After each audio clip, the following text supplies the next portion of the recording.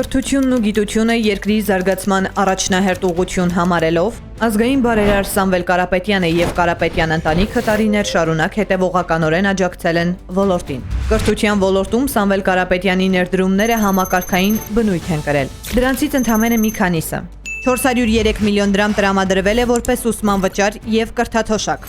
16 միլիոն 800 հազար դրամ հատկացվել է պարգևավճար երիտասարդ գիտնականներին։ 42 միլիոն 600 հազար դրամ ուսանողներին, 41 միլիոն 400 հազար դրամ ուսուցիչներին։ Լուծվել են մարզերից եկող ուսանողների տրանսպորտային խնդիրները։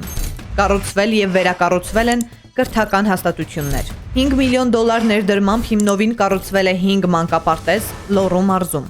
Հիմնադրվել են գիտական եւ ժամանակակից սարքավորումներով հագեցած կենտրոններ։ 143 միլիոն 910 հազար դրամ տրամադրվել է AIP կրթական հանգույց հիմնադրամին։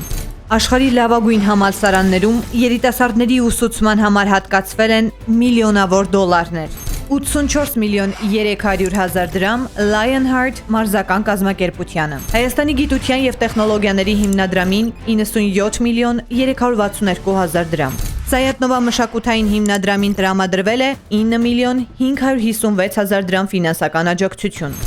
327 միլիոն դրամ ուղղվել է Արցախի ձայներ նախագծին։